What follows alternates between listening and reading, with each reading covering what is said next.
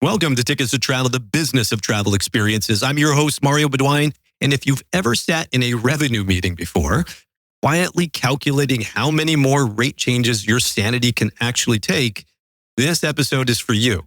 Today's guest is Calvin Tilokee, the hotel industry's unofficial meme king and the brains behind @RevPar Problems, a must-follow Instagram account for anyone who's ever lived through an STR report or last-minute room block negotiation. But Calvin isn't just here to make you laugh. He's here to help you think. With a background in revenue management and a passion for digital strategy, Calvin now runs RevPar Media, helping hotels sharpen their branding and storytelling games. We get into how hotels really handle compression nights, why event producers need to understand hotel calendars, and what Taylor Swift does or doesn't do for your RevPar. And if you love this conversation, be sure to check out Calvin's own podcast, Socially Awkward, where he dives into the wild world of hospitality marketing with industry insiders, influencers, and creatives alike. So subscribe wherever you get your podcasts and head to www.tttpod.com for more insights. So don't forget to follow us on X2 Travel Pod, because Tickets to Travel starts now.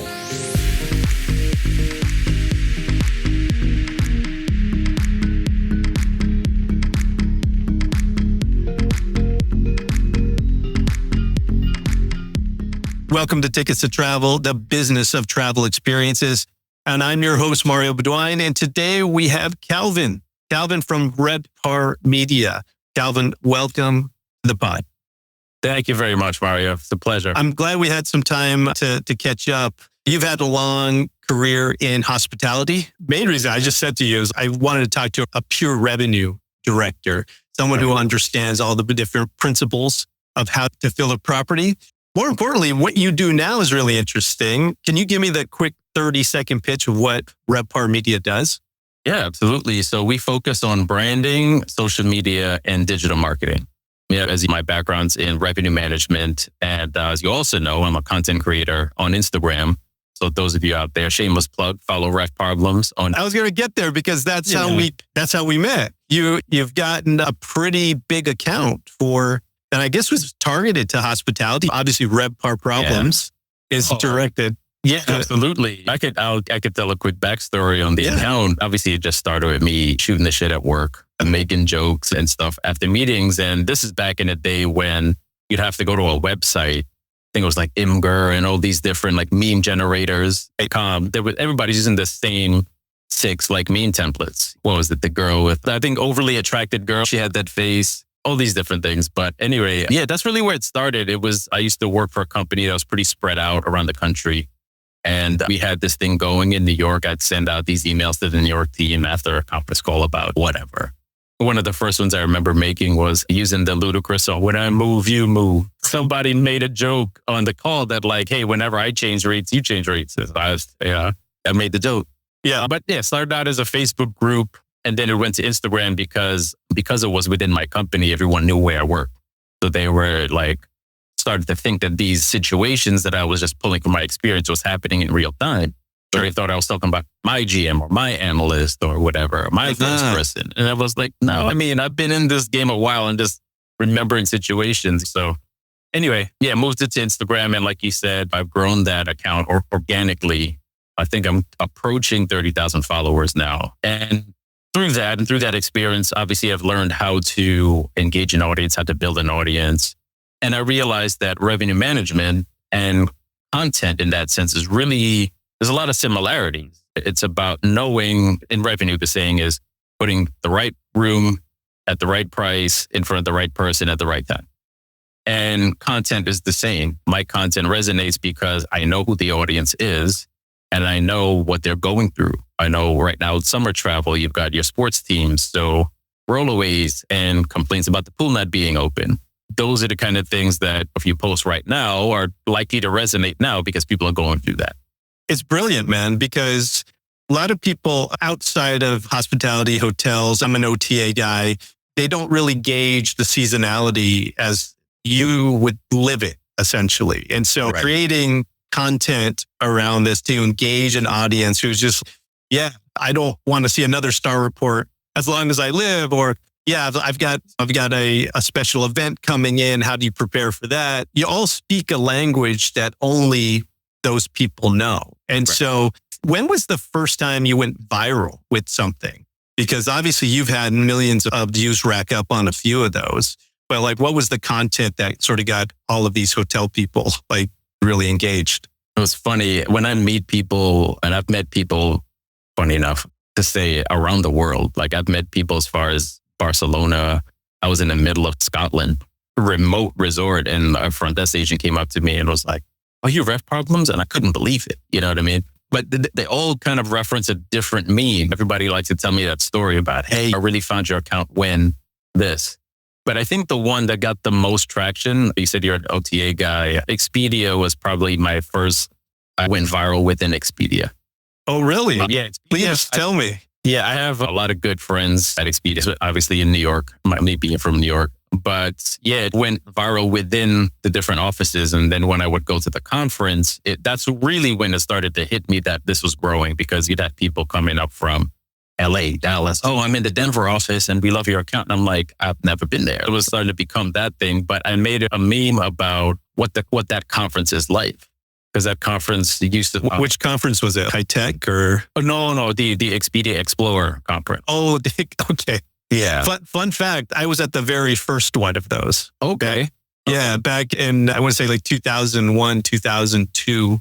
Yeah. They actually used to run it out of the parking lot of the offices. That was the very first ones. Okay. And so and then we would have a party where I think Kool and the Gang was or Earth, Wind and Fire was the first ones that they had.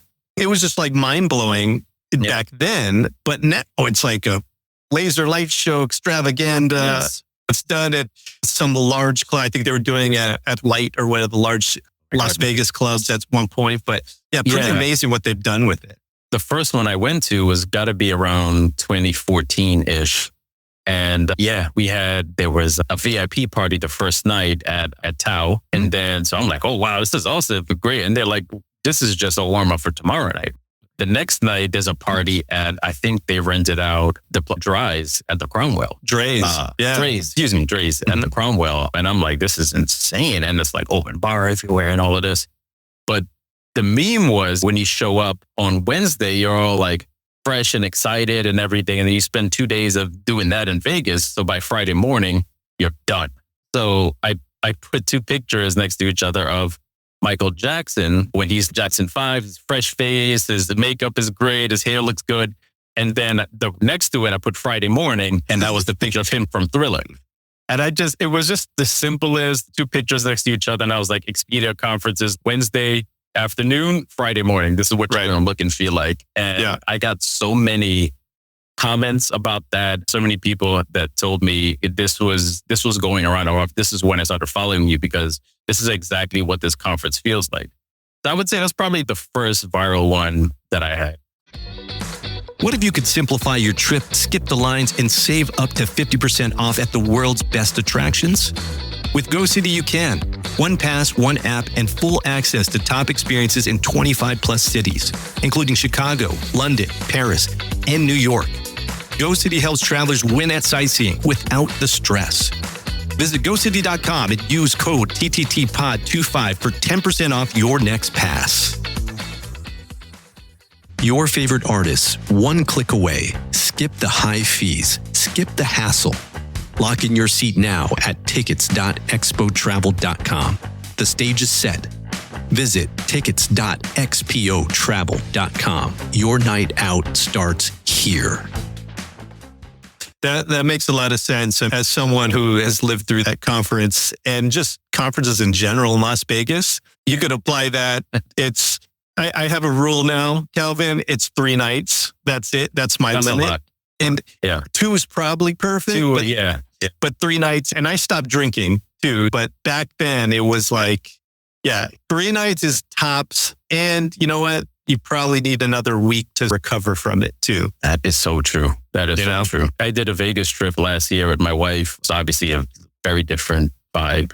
We did a spa the first night. I did some gambling and stuff the second day or whatever. not a ton of drinking, obviously by comparison. And I still needed like a week before I felt normal again. Like, Yeah, man. what is going on? Yeah, we're just who can't do it like we used to. Not at all. It's a different vibe altogether. Speaking of vibes, this is Tickets to Travel, where we really are looking at scaling entertainment and hospitality and travel together. And a lot of it is very simple, right? It's the ticketed event, whether it's sports or live music, and merging that with a hotel room. And so you have a unique network audience experience in terms of how event travel it's growing now. I just cited earlier that it's going to be a $260 billion industry segment of the, $11 trillion a year industry that is travel in general. And so it's significant. It's significantly growing. And a lot of that's driven by obviously professional sports and Taylor Swift and Beyonce and all these big music tours that also do that. Have you had any experiences working with entertainment providers throughout your career, or heard of any situations that are noteworthy in terms of merging travel and entertainment? I was on the wrong side of an entertainer once. Okay. So I was working at a hotel where we just all of a sudden out of nowhere, I'm checking the star report every week and we're getting crushed. We just couldn't gain share. And it was like 2 months straight. Come to find out that one of the hotels in our comp set had rented out their most expensive suite to Rick Ross, who was in town to do concerts or whatever he was doing for some ungodly amount of money. I'm sure like 20 grand a night or something like this. I'm like, we're never going to beat this ADR. We're going to be getting hosed until he checks out. I haven't been on the positive side of like a Taylor Swift or Beyonce coming to town type of thing. But I've dealt with a lot of citywides.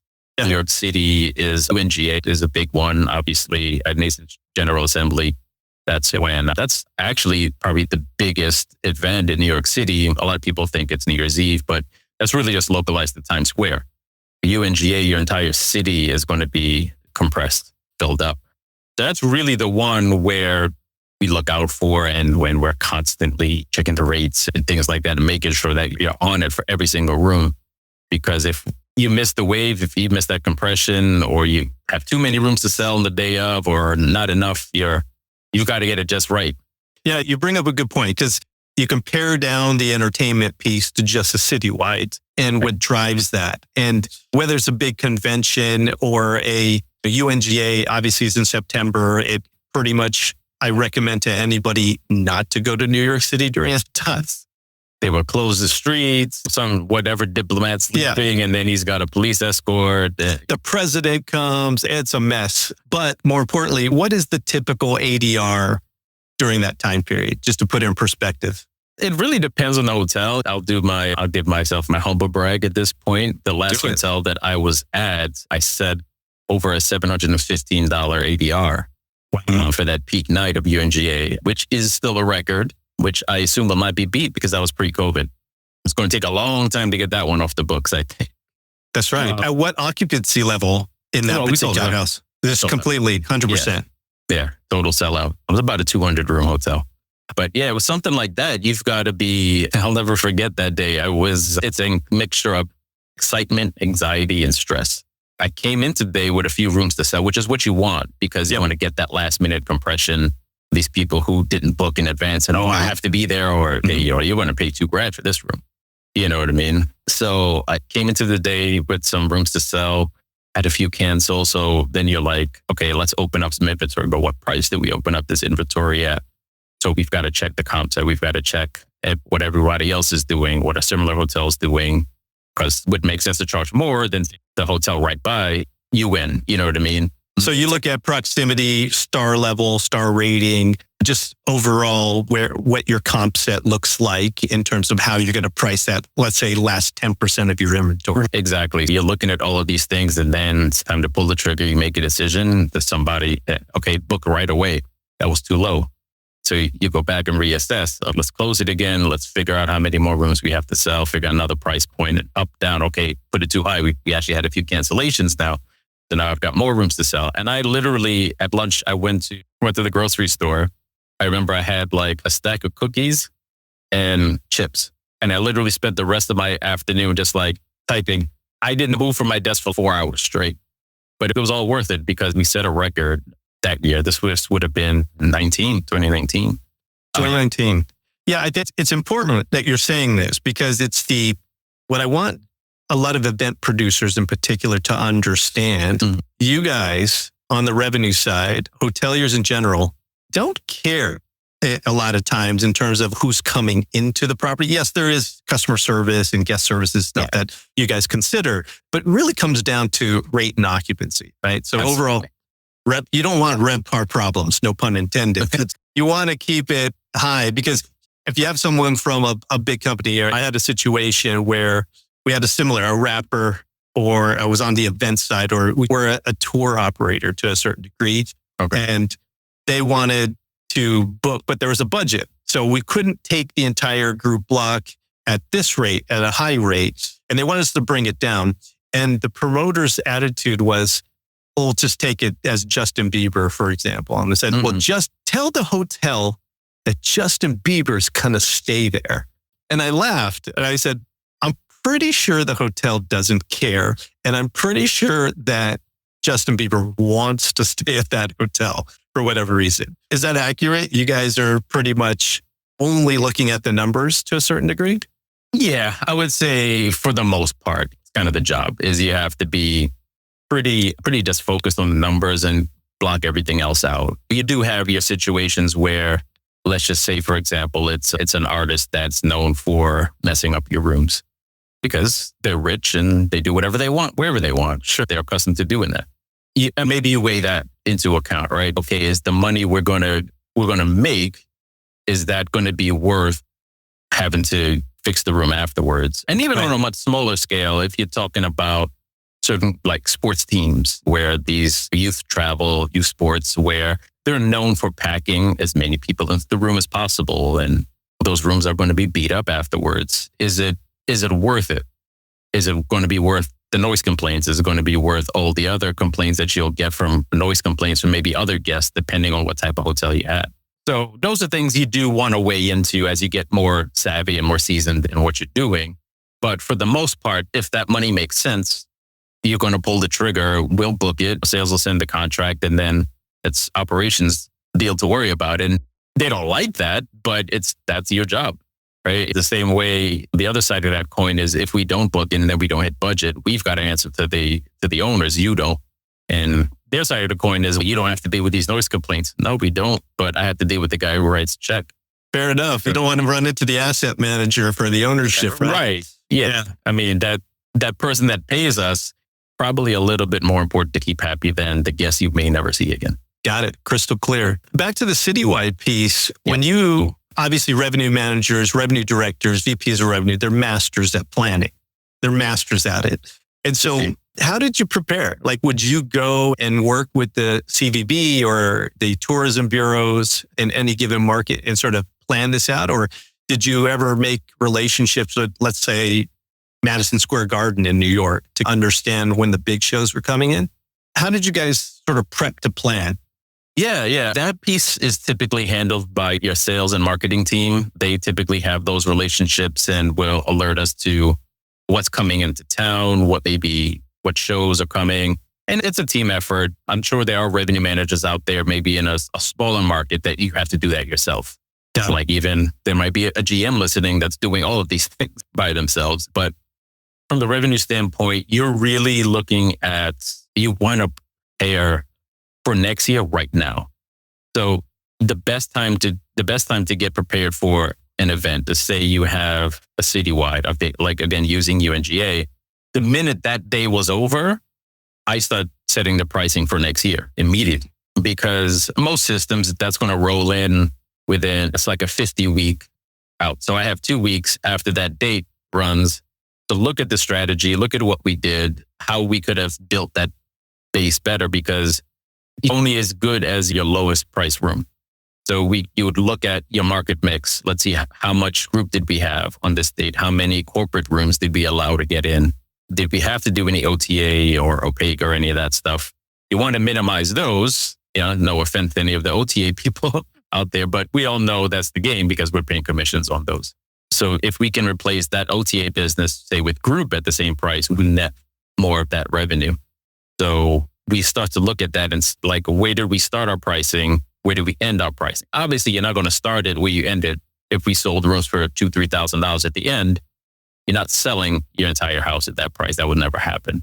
But maybe we can get an extra. If we spend most of our time at $500, so maybe we started out there and see how much base you can build up at a higher ADR. Even if you just push that another 5% higher for next year than you did this year, you're already ahead of the game. And it starts there. It starts immediately, because if you wait until 60 days out, UNGA, you're toast already. You probably already booked up so many rooms at a rate you don't want that was lower than last year. So you have to, that's the problem when you have these events, is it's exciting at the moment, but your revenue manager is probably stressed out. They're probably stressed out the day of, because they're like, I got to do this again next year. I have to do better than this next year. Or God forbid that event is leaving the market, like a Super Bowl. You're going to get killed next year on that star report. And not always that your asset manager remembers, last year we had the Super Bowls. I can't bring 100,000 people into the city just because I want to. They were here for a reason doesn't exist anymore. Yeah, it's this fine balance, right? Utilizing the inventory at a steady pace, because if you sell too quickly, you probably priced it too low. Exactly. If you sell too slowly, you're like, am I too expensive versus my comp set? It's an interesting dilemma that I feel for you guys, because even from an OTA perspective, there are similar, not as minute in detail, because let's face it, all of the technology's there to give you market level data, but it works the same way that's why they're called market managers, because they look at the entire market, they see the various trends year over year, and then they have to forecast and also hit those. And there's a mix of how much available inventory is there, any new product that comes in. You also manage the merchandising of that particular destination. It's all automated now, but back in the day, you used to be able to go cut a deal with the Hotel Pen. You remember them? No.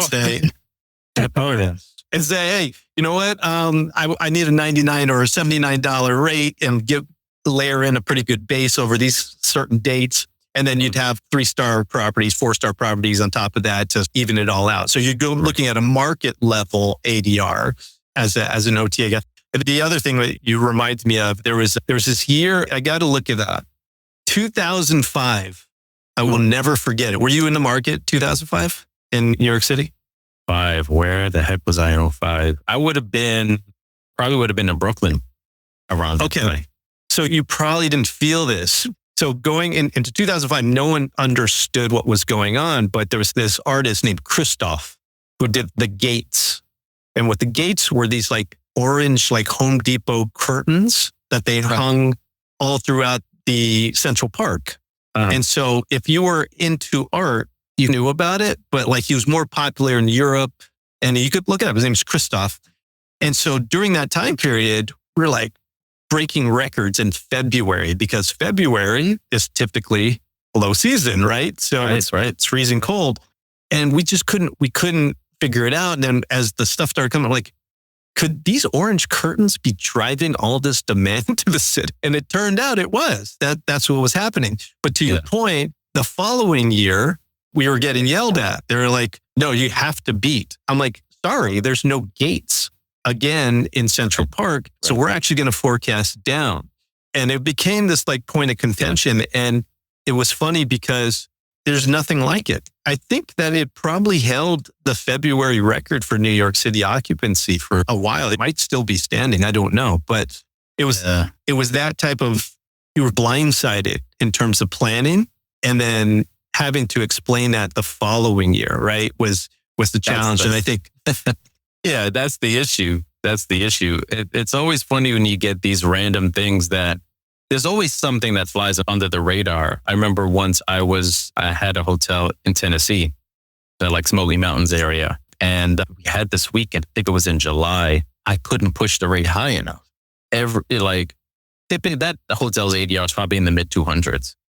We're selling $399 this weekend. And every day I come in, pick up, push it up, $429, pick up, $459, $499. And I'm like, what the heck is going on? So I'm not based there. And I keep asking the team on property. I'm like, guys, something's happening this weekend. But finally we start digging. It's a Bigfoot convention. And so we find the website, we go look into it. And it's people were going on stage and discussing their real experiences with meeting Bigfoot. Not, hey, we're going out to hunt Bigfoot. We'd like to go find them. They already did, apparently. Right. They're talking about their real life experiences meeting Bigfoot. There was Bigfoot experts. And we were like, are we seriously selling out for this ridiculous conference?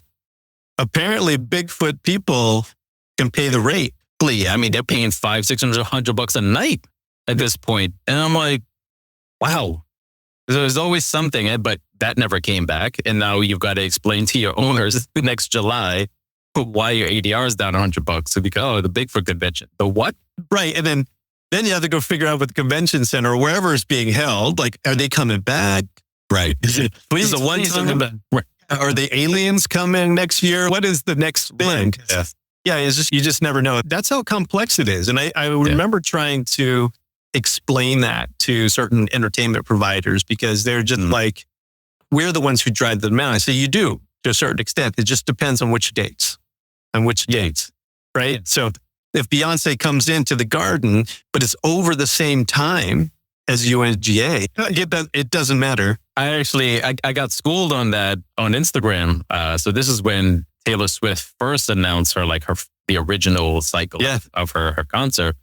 And everybody was talking about her Taylor effect or the Swift effect, whatever they're calling it. And I saw a post on Instagram and I just reshared it to my story about, hey, Taylor Swift bought X amount of dollars into Chicago that weekend. I had every revenue manager in Chicago responding to my stories, telling me that we also had this conference. So it wasn't just Taylor Swift. And I was like, my bad. And I'm somebody who fact checks. There's a lot of stuff out there on social. Of course. Like, I take pride in not posting anything that's intentionally not checked just to mess with people. Unless it's April Fool's Day. A couple of years ago, I told people that Marsha was canceled and they got really excited on April Fool's Day.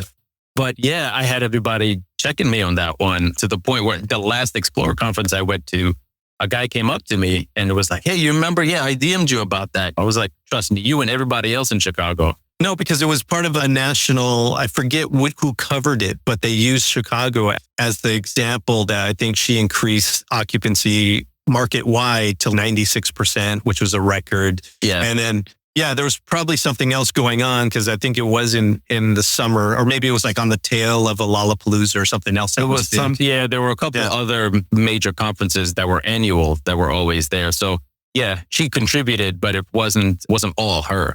Yeah, right. Message. Yeah. So we'll give it to Taylor. She's done it in a lot of other places. Maybe Chicago wasn't all her, but it was all her in a lot of other places. No, it's great, man. I'm enjoying the conversation because I miss having these kind of chats with revenue managers because they truly do know what's happening because the numbers, right? The revenue depends on them knowing because when people do have RevPar problems, for example, and they miss it completely. And I think it's good to communicate that to anybody who's in the entertainment space that, one, if you're going to run an event, find a shoulder, find a dead time, right? That's going to, hopefully it's indoors and not affected by outdoor weather because that seems to be an issue on the event side. But that's a good way to get a good camaraderie within a market is that you're helping out a gap. Right. I think one of the takeaways is that if I'm an event producer, depending on what type it is, if you talk to the hotels and understand, because as a OTA or a contractor, we would share that with them and say, hey, no, the hotels are telling us this is a bad weekend. Right. You should do it on this weekend. Or these are the other factors because from an entertainment perspective, especially if there's a professional sports team, they're competing against other things that are within that market. And their event would not be as successful if it's, let's say, over, I don't know, the Super Bowl or playoffs or whatever it might be. Yeah, exactly. Yeah, I think you hit that on the head. So you had this this account that's really hits right in the middle for people in revenue management in particular. So what's next for you? What are you working on right now that will grow your audience? I want to get more into creating more skits on that platform. A YouTube channel? No, I think I'll still do it on Instagram as far as that content, but just getting more into maybe diversifying the content a bit. I've been making mostly just reels and some static stuff for a while, getting more, maybe like putting myself into more of the content and maybe acting out some of these situations that I've been in. I think that's where it'll change, but it's one of those things where, if it ain't broke, don't fix it. I feel I've been consistent with this for years. People seem to still love it. We keep giving the people what they want. That's what you got to do, man. You just got to keep giving them what they want. Yeah, I think there's other applications that you could probably do, because you have directors of sales who have a whole different set of humor. You've got operations people. If you had a housekeeping problems account, I'm sure it'd just blow up, right? Yeah. I do try to address every department with the content. All the jokes are not revenue jokes. I've been fortunate enough to work in a few different departments, and throughout my career, I started in reservations and worked my way up into revenue. But I've worked at the front desk prior to full-time work. In my first job, I was a reservations manager / front desk supervisor. I was telling someone this story recently where I used to do, this is how old I am. We had a hotel buyout. So it was a Masonic group. They would buy out the entire hotel. That hotel was 447 rooms. And each room needed to be confirmed with a deposit. So this is in the day where they could write their credit card number on this. They would send in a registration form, or they would send a check or money order. So I would literally have 447 of these in a binder that I needed to go through myself. I'm a one-man team. There's only one reservations manager on this property. So either run the credit card. If it runs, great. Confirmed, write down your room number or whatever, confirmation done. Doesn't go through, I have to call these people, give them a certain amount of time to call back. Otherwise, you're not going to get in, because it's not like they're only sending 447 registration forms. I might get 600 of them. Sure. So then it's time to open up a wait list and all of this other stuff. Right? Go to the money orders, file these, take it to the accounting office. So I've got this giant binder of forms that I have to put in alphabetically. And then, of course, on the day of check-in, I'm just around because somebody's either going to have a question, or they pretend that they sent in a form they didn't. They're going to go at the front desk and I've got to back them up. I've got so many of those situations where literally have a guy screaming at a front desk agent. They come back to me. Oh, this guy's saying, okay, no worries. Let me come get the book. Come out with the book. Oh, Mr. Johnson, sure. Is this your form? Yeah, but I could have swore I said 2 rooms. It says 1. Okay, move it along, buddy. But yeah, you're just... It's wild to think of how the technology has changed, right? Right. Because I'm old too, man. And from an OTA perspective, I used to fax in the rate changes, sell and report. We used to have to do that. And I also say, because you're probably of that time period too, where we're talking like 2000, 2001, maybe pre 9/11, but into that world where there weren't any revenue managers. I didn't know what it was. So I graduated college in 2001. I never took a revenue class. It wasn't a thing. Yeah, you were a reservation manager. Yeah, I fell into revenue. Yeah. And funny enough, that was the one thing when I was working your first job, you try to assess, okay, where do I want to take this thing? That was the one thing I said I would never do, because my first director of revenue was a miserable human being. Constantly stressed, constantly upset, always just in his office, his hair's messed up, and taught me absolutely nothing. Never took a moment to develop me or anything like that. I'm like, that job sucks. I'm not doing that. And I took a couple different routes and got back into hotels. And then I had a much different revenue manager at that point. And she was much more of a teacher. And when she broke it down to me, she said, it's like a puzzle, and you've got to find all the right pieces to put it together. And that instantly brought that opened it up for you. Yeah. Yes, it's like Tetris. Even back then, right? People used to contract with us and just give us 2 rates, weekday, weekend. And then maybe it changed every quarter, maybe whatever the season was. I'm thinking back in the day, I was managing Florida.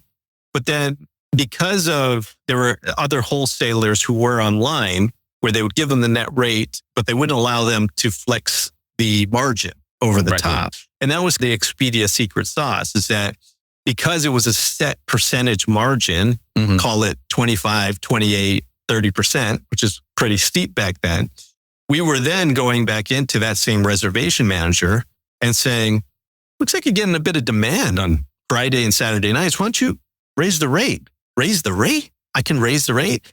It didn't matter to us. It was better for us, right? Because it was just a percentage dollar amount would actually increase.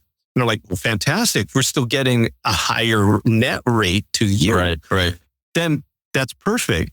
So that was a calculated response from our perspective, was to go and convince reservation managers to yield rate. And then we would sit down with them and say, what's going on in the market? Like, you tell us. And okay, and then those people morphed into revenue managers, because I think like the guy who you were describing, he was more of the asset manager, not a true revenue manager in the sense that it is now, where now you've got AI, automation stuff. But back then, it was just us as people trying to understand the best ways to generate as much revenue off of the demand coming into a particular market. Yeah. I mean, I always tell people I'm old enough I was free on cue for Hilton people, right? So like I was there when they went from something called System 21. That was the program. So I took all the initial on cue training and R&I, and I had to learn that because they were wiping out System 21 and moving into this. So I have worked at hotels before there was any kind of RMS or that kind of technology, any of that stuff. It just didn't exist. Expedia was just the place we put a couple rooms on the extranet. We weren't selling out. Hey, let's pop a couple on there, see if we could sell them. It was like a last minute thing. And then it became 20% of the house, 30% of the house. Yep. And then it just grew from there. And then you're over there partying at the Explorer. Exactly. Exactly. Is this still in December, or did they move the date? No, they moved it. It was in May. Oh, in May. Oh, man, they're really doing it up. So like RevPar Problems account, what do you think is the best post? If you had help, because you're going to do skits and stuff, like if you had a celebrity, or what do you think is going to take off to where all these hotels are going to sign up and say, I got to work with RevPar Media? What do you think? What's the dream post? That's an interesting question. I've never been asked that before.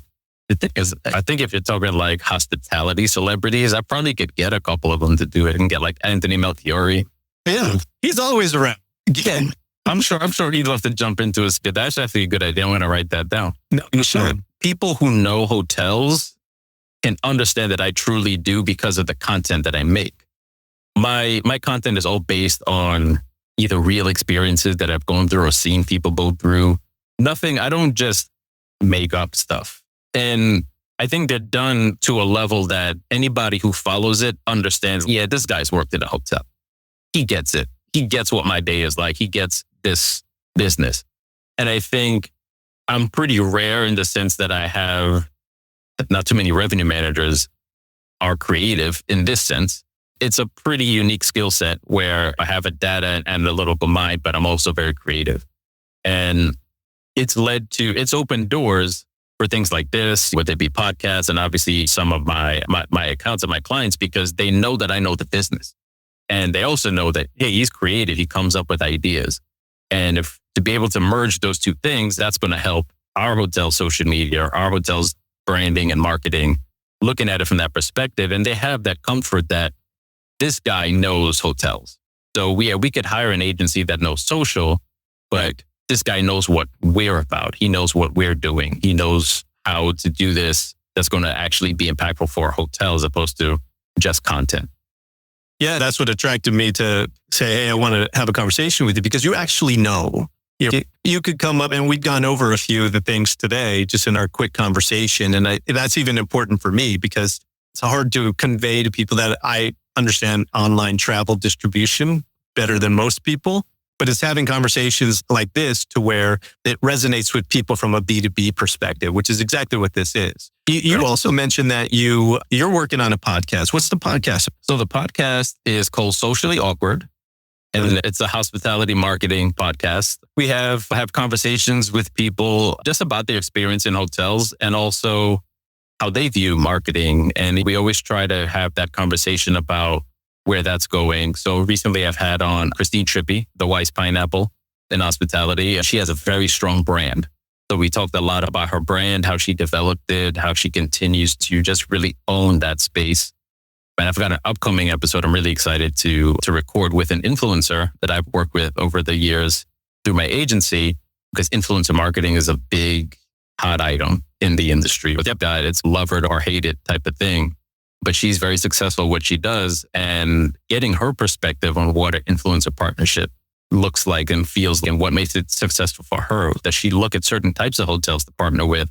How does she position herself as somebody who is somebody to work with?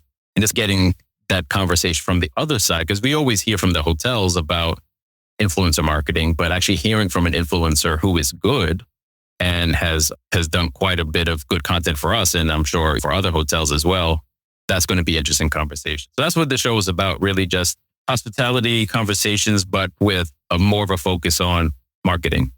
Yeah, if I can help out at all, because I think that there needs to be a strong community of B2B content producers, because I think people are looking for it. Just from the performance of this particular podcast, I know it's the right people, and either the online travel, hotel, ticketing, distribution, and live events. These are the type of people who sort of tune in. And I know that because they tell me that they're listening. And if I can help out at all, I'm happy to do that to you as well.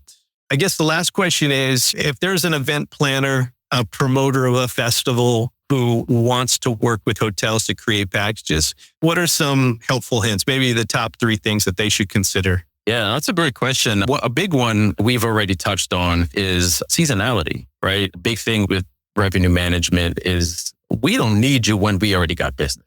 That's a fight we have with our salespeople all the time. Is, oh yeah, we've got this great group and I could sell the rooms to transient for $100 more than this. I don't need that now. When I need it is these dates. I need it the week leading into Thanksgiving, right? Or the week after Christmas. You find me a group, then you're a hero. So and you're going to pay a pretty good rate as well. Right. Yeah, we can give you a much better rate. And because we need it, the hotel's going to be 20% occupied. I'll give it to you for $99 or whatever it is. So the biggest thing is seasonality, and try to plan these things around when the hotels need it, because then you're going to get yourself better rates, better terms. And if that's something you could do, say, every year, they'd be happy to lock you in for a couple of years if they know that they can consistently rely on that. And I think something else we touched on is the nature of these groups as well. I have worked at hotels that had entertainment business. Nobody as big as a Taylor Swift or anything like that, but you'll get a lead and it's for, this band wants to stay with you. Great. And then you come to find out it's the roadies that are staying with you. The actual band is staying somewhere else. For the B&Ns, the backup dancers. Yeah. So you want them to be transparent. Be honest who's going to be here. Yeah, let us know. And because also from a marketing standpoint, that's something that hopefully the hotel would look to leverage.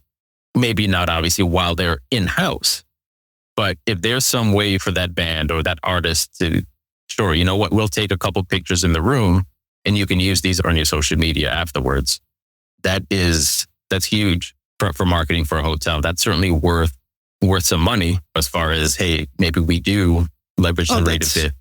That's interesting. They could come and pitch you and be like, hey, the band's going to take some photos that we can do in exchange. Can we get an extra 20% off the rate? Whatever it is. So you can negotiate that. Yeah. Interesting. I think if I was still in revenue management, I would absolutely be into that. Imagine, this is pie in the sky, but imagine if Taylor Swift said, sure, I'll take a picture at your hotel. You can't post it while I'm staying there for safety reasons, blah, blah, blah. But you can post it between these dates and these dates. Tag me. What do you think that would be worth to a hotel to get that kind of exposure and that type of an advocate for your hotel, for your brand?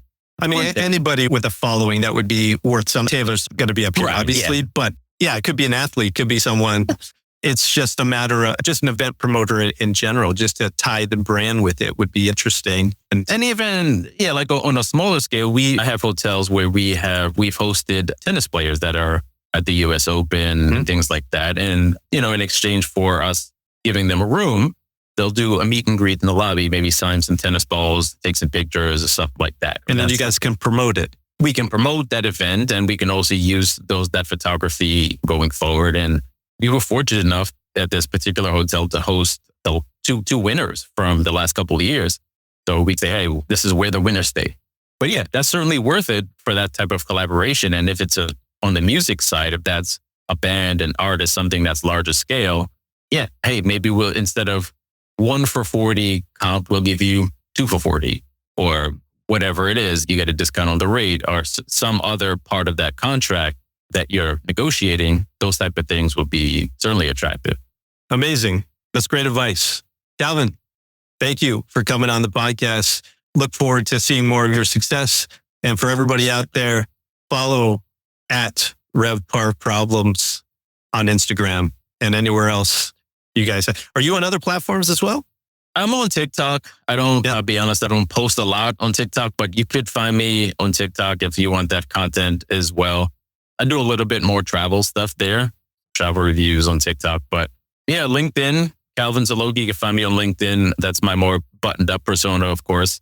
But yeah, it's all intertwined and we bring a lot of fun to obviously the means, but also it's our creativity to the marketing as well. So find me on LinkedIn at RevPar Media. And it's been a pleasure being on the show, man. Great conversation. I could talk about this kind of stuff all day. Me too. That's why we're here. We'll do it again at some point, but thanks again. Appreciate it. For sure. Absolutely. And I think that's a wrap on our conversation with Calvin Tilokee, a man who's somehow made hotel revenue management funny and fascinating at the same time. From multi-$1,000 UNG rates to Rick Ross wrecking your comp set, Calvin gave us a behind-the-scenes look at what really drives hotel revenue and why event organizers and hotel folks need to collaborate before the rates are set, not after. He's not just bringing you laughs at RevPar Problems, he's delivering real solutions and strategy through RevPar Media. And now he's hosting his own show, Socially Awkward, a podcast all about hospitality marketing, branding, and building a following in this ever-evolving industry. If you're in the hotel, travel, or event spaces, go give Socially Awkward a listen. It's smart, funny, and packed with real takeaways. And for more from us, visit www.tttpod.com and follow at Tix2TravelPod on all your social platforms. Subscribe, share, and let us know what topics you want to explore next. Thanks again for tuning in. And remember, every ticket is a ticket to travel. Safe travels. Scrolling is listening. Your brand needs standout audio for social media, and Expo Travel Media makes it happen. Ear-catching radio spots, dynamic social media voiceovers, custom sound design that pops. We craft audio that stops the scroll and keeps your audience engaged. Whether it's a quick promo, a full campaign, or a killer ad, we bring the voice, music, and production magic to make it all shine. Let's make audio content that works. Visit expotravel.com for media production inquiries today.